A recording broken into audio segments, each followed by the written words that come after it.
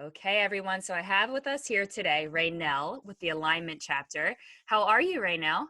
I'm doing good. How are you? I'm great, thanks. I'm so happy and grateful to have you here today to tell us more about the incredible work that you do with the Alignment Chapter. So before we get into all that you do, I wanted to take it back a little bit. So being a single mother yourself at the age of 19, you say that this was the worst experience of your life. Yes. You were a freshman in college, you had no financial literacy. You were born into poverty yourself, and you learned how to make ends meet for you and your child, having to choose between buying diapers or buying cleaning products. You say that having to make decisions like this really took a toll on you. Can Yeah. you tell us more about this time in your life and the challenges that you faced? Oh, wow. I'm from Pittsburgh, Pennsylvania, and I was born into poverty. So I was born into one of the poorest communities in Pittsburgh, Pennsylvania, in Hunwood, Brushton. At the age of 19, I was a freshman in college because being born into poverty, you're being taught that, once you go to college, you can make it, you can be successful. So that was my goal, is just to get through college, and I became a mom. So I was pregnant while I was in college and while I was working as a housekeeper at a local hospital. And, I started to realize the things that I wasn't educated on, because when you're an African American woman and you're born into poverty, it's a generational. So you're not really taught about credit and budgeting and financing and things like that. So, when I was a mom, I wasn't really spending a lot of time with my baby because, like I said, I was a full time student, freshman, 19. I would wake up at 5 a.m. every day, and I would make it to the bus stop by 6. I would drop her off at her sitter at 7. I would make it to class by 8. From there, I will go to my 3 p.m. to 11 p.m. job, which was housekeeping. And I would make it back to her by 12:45 a.m. And I remember having her in her sling and having to always dash to the bus stop to make it to the bus so I can get home by at least 1:30 a.m. And I would do it all over again. And I remember doing that 5 days out of the week and only having time for my child, during a weekend. Well, me living on my own, having to deal with bills and minimum wage jobs, weren't paying a lot. So I was paying rent on my own bills. I had no idea how to budget that. I was on like a WIC assistant program, which provided formula, but they didn't give me enough formula for her. So I would be paying out of pocket for baby formula, you know. So with that happening, I remember having this shut off notice that I had got for my lights. And I remember living paycheck to paycheck, and I didn't get paid till that Friday. So I remember I would leave like a light on when I got off the bus so I can see if they shut my lights off. So the shut off was for that Wednesday, and they happened to shut my lights off for that Thursday. And I remember studying in the dark, using the light off my phone while holding my baby because they don't do same day shut ons. So I paid the bill Friday, but I wasn't good to have them on till Monday, and my test was on Monday. So I had to study, with my daughter, and I suffered in silence, not being able to maintain being a single mom on my own. And, it wasn't that my support system couldn't help this, they couldn't, because we lived in poverty. So what they had, that's what they had, and they were going through their own struggles as well. So, I had to make things happen on my own. And then that right then and there, I said, I have to figure something out, because like this is just not what's going to happen for me. So that's when I developed the method of budgeting and couponing on my own, because I said, hey, I'm spending like $300 on like diapers, formula, baby wipes, cleaning products, pads, and all of those things. I was stockpiling when I started couponing. That's what I was going to ask you about, because I read that as you discovered the power of couponing and saving, you became an extreme couponer. And Yeah, this habit generated thousands of stockpile items, like you said, of feminine hygiene products, diapers, soap, laundry detergent, and other necessities that single mothers like yourself needed to survive. And you began to give that stockpile away to other yeah. mothers in your community. Can you tell us more about how this led you to a better understanding of what you were passionate about and how it led you to ultimately create your nonprofit. Oh my gosh. So when I started hoarding those items, I would say hoard because that's what it's considered when you have thousands of one thing, more than one thing, right? So when I started hoarding those items, I know there was other single moms who caught the bus with me and other single moms that lived in my community. So you know how we keep Giant Eagle bags from the store or shopping bags, Wiggies, or wherever your store is. I would put the items in those bags and take them with me to the bus stop and hand them to moms. And I had one mom say to me, like, oh my gosh, like, you have no idea. Like, I only have $6 and I just started, my monthly cycle. I didn't know if I was going to buy diapers or pads. So this really helped me. And that made me excited, and it wasn't until, you know, I was going and I changed my major 3 times where I realized and I'm still working a 9 to 5. And I'm realizing I'm not doing something that I love to do. And what I love to do is to give back and to help single moms who are suffering in silence like myself. And when I gave these items, and I've been giving these items to women, and I could just see the spark in their eyes and the hope that I gave them, that's what made me start the Alignment Chapter to keep all women aligned with their financial purposes and just get fulfilled in their purpose at the end of the day. So that's what let me know, hey, this is what I'm supposed to be doing because this is what makes me happy, being the hero that I didn't have. I love that. It really is. It's amazing. All the people that I speak to on this show, I feel like there's that moment for every single one of them where Yes. something connects, something hits. I mean, it happened for me too when I started my own nonprofit, where I was a hairstylist prior to the work that I now do, which is a complete career shift. But it Yeah. was having that moment where I realized this feels incredible. This feels unlike anything I've ever experienced before. And it's because you're giving and selfishly you're getting something in return for that too. It feels really good to give to people, Absolutely. right? Especially having the perspective that you had of having the personal experience. You've been there, you know what it's like. And so that probably made it even more rewarding for you to give Yeah. to someone else, right? Yes. Made me feel so good. I love that. And so I want to talk about, you were conducting door-to-door surveys when you first started. So you conducted a door-to-door survey in one of the poorest communities in Pittsburgh, Pennsylvania, and you Mhm. concluded that 82% of the residents were single mothers who did not have the necessities they needed to take care of their household. Can you tell us how this survey triggered you and another fellow coupon mom to take action? Wow. So honestly, in 2019, I witnessed, not witnessed, well, a young lady exited her vehicle while her 4 children watched and jumped to her death because she was just mentally depleted from being a mom. And that's when I started the Alignment Chapter legally on paper as a 501c3 because I'm like, wow, moms are still going through this. Like, how many more moms are going through this? So I went back to my own community, where I was from, where I suffered at, and talking to the different moms and getting their stories and hearing the same thing come from their mouth let me know what was needed. And what was needed was what I was going to provide. That burden from having to buy toilet paper, buy wipes, buy diapers, buy all of those things that they have to literally struggle each month to maintain. If you have one child, I'm sorry, 3 children, and it's just you, that's a lot to maintain. So when I did that, I went on Facebook and I got in a lot of couponing groups, because it's like a community. And, I was sharing, hey, I'm donating these items. If you want to donate some items, I had, a lot of moms reach back out, but there was one mom in my area particularly who had a stockpile items and and that's what made, that's what made her want to jump in and say, hey, I can donate some of my stockpile items and I can ask other couponers if they want to donate some of their stockpile items.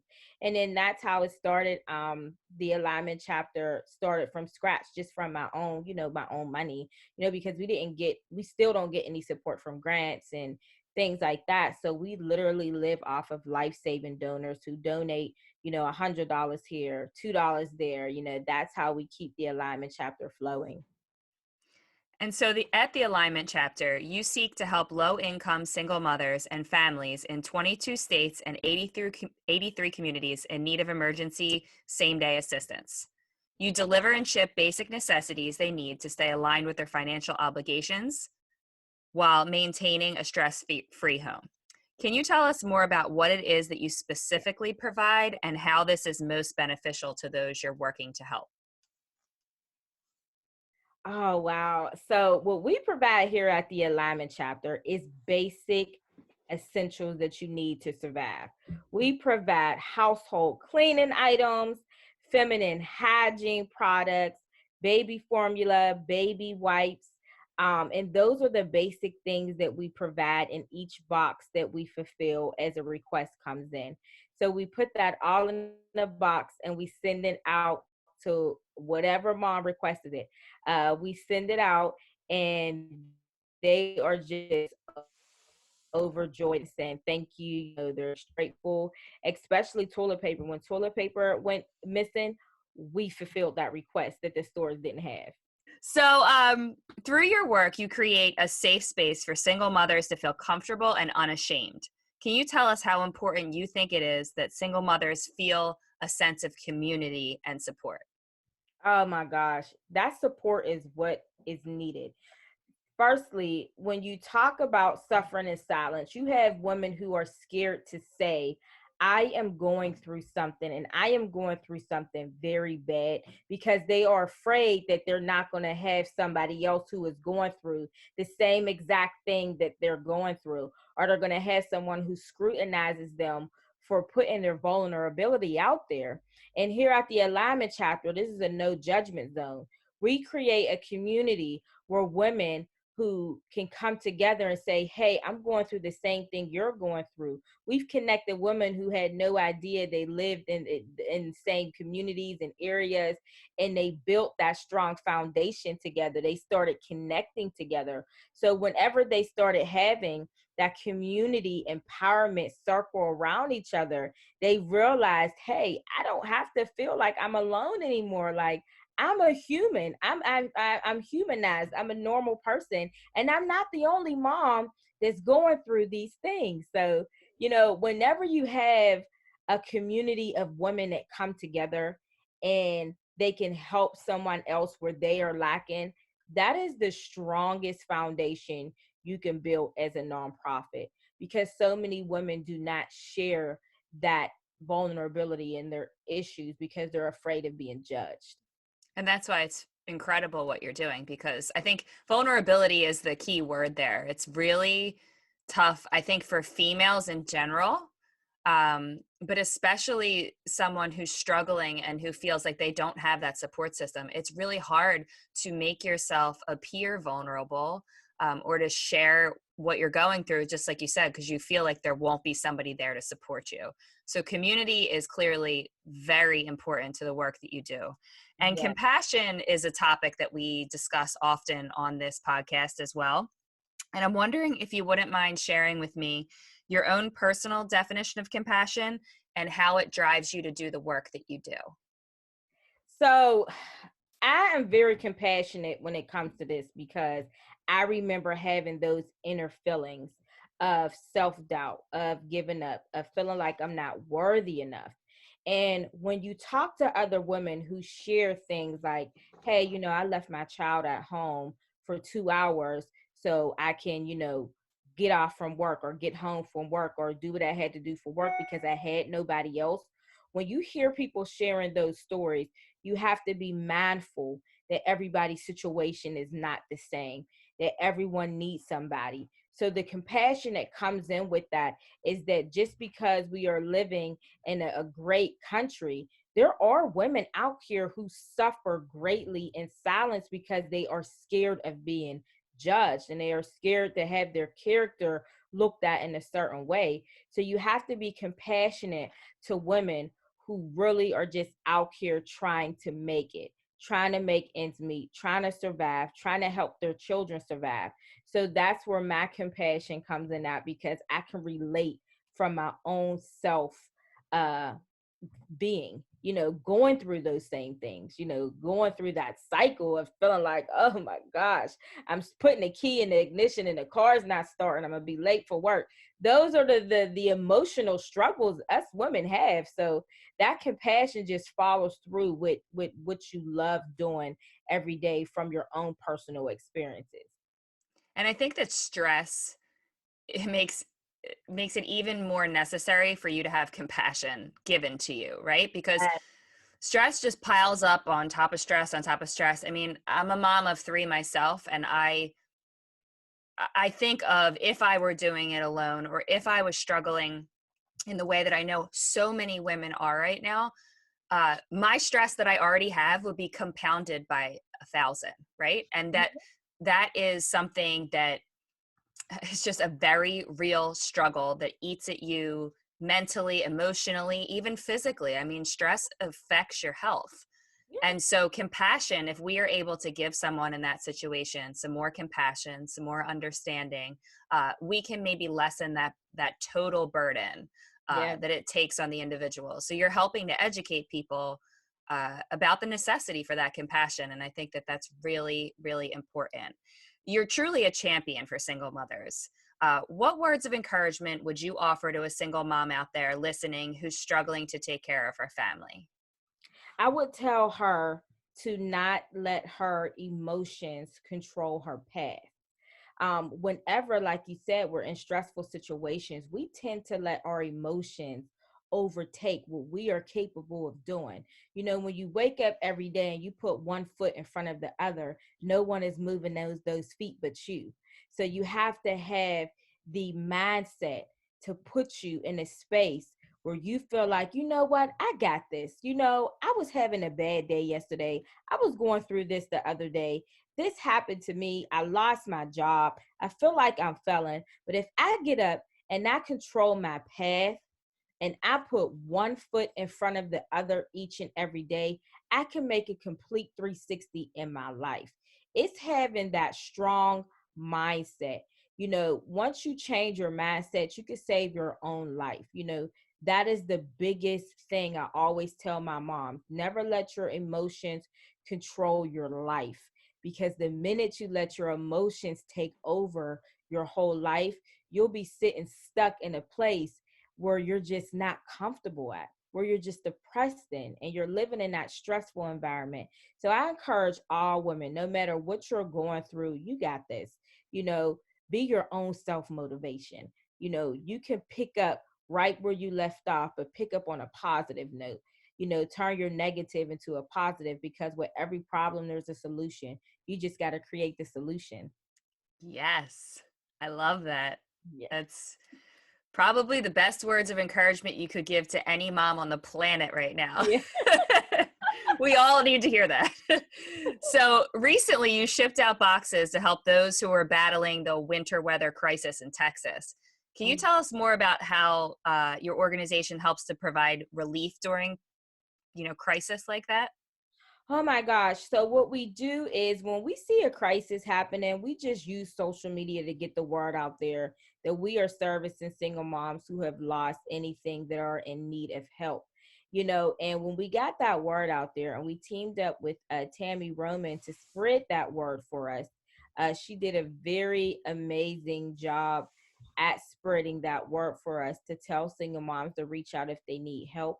Once we got those requests in, I mean, we literally get over 180 requests a day, and it's just me and my fiance, and we work hands on packing each box, answering each email, setting up phone calls to talk to each mom to see what their need is. And that takes time management and grit.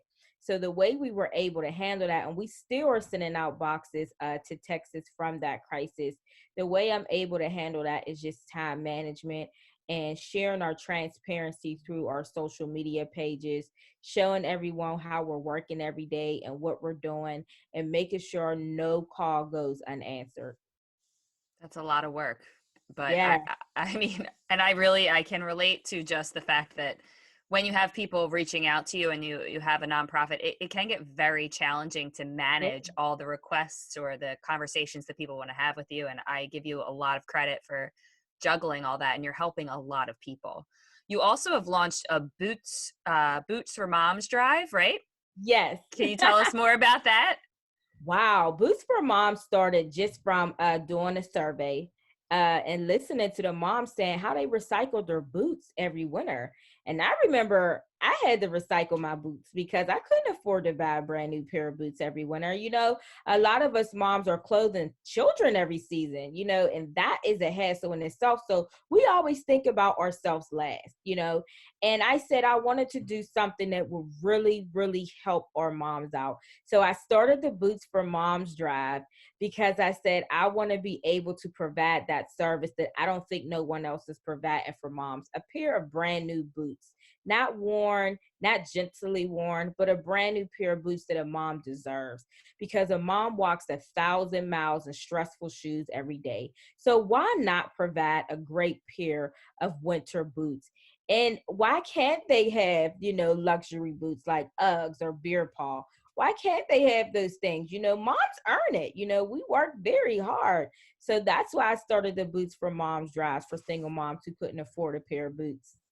It's a great idea. It's a great idea. And also, if you get a brand new pair of boots, there's a greater chance that you will be able to use those boots again in Yes. the coming year, right? As Yes. opposed to gently used. I try to make my boots last as many seasons as they can, Yeah. you know? But you're right. We wear them constantly. And especially when you live in an area where, I mean, you're from Pittsburgh, I'm in Philadelphia. On the East Coast, it's cold. Oh, freezing. There's a lot of snow. There's, you do, if you're going places all day long, and like Mhm. you said, as a mom, we're just constantly on the move. You need something like that. And so I think that's great. So just to wrap things up here, you say that saving lives of mothers isn't an option. This is a requirement and a call to action plan. How can people listening get involved in helping you with this mission? And how exactly do donations support your goals? Wow. Donations from lifesavers run the Alignment Chapter, and our faith in God keep our doors open. I just want to say that without the mother's mental state being right, how can the child be okay? And single mothers make up the majority of every community, whether you're a divorced mom or a single mom. They make up the majority of every community. So it's a requirement to make sure single mothers are serviced and helped, throughout any state, and that is always my big goal. And the way people can help is just simply by clicking that donation button. Just simply clicking a donation button and donating what you can. It costs $21.90 to ship out a box. And we ship out hundreds of boxes every day. We have not been approved for any grants. So, we literally operate off of life-saving donations. And that is how we keep everything flowing each and every day. Every box, every pull up, every wipe, every diaper. You can go to the Alignment Chapter with 2 L's, www.thealignmentchapter.org, and click our donation button. Please feel free to follow us on Instagram. It's the same name, the Alignment Chapter with 2 L's. We're very transparent. We share a lot of single mom stories who we have helped, their transparency, and we show you where your money's going to. I mean, we are so transparent. We share receipts from USPS. We share receipts from stores, and, we're very transparent. And I feel like a lot of nonprofits are transparent and being that way. So any donation, if you can, please donate what you can, because that will save another life. Absolutely. And I will add a link in the show notes here to everything you just mentioned. And I encourage everyone to donate. I encourage everyone to follow along. I've been enjoying watching everything that you're doing on social media because it does really give you a firsthand, behind the scenes look of exactly what you do and how you do it. So Yes. thank you so much for being here today. This was incredible to connect with you, and I'm so happy to share your mission and all this amazing work you're doing to help single mothers all over the country I think you're awesome, and I really commend everything that you're doing. Thank you so much for having me, Christy, and I really appreciate that. That made me feel really good, and I appreciate you for having me here. Absolutely. Happy to have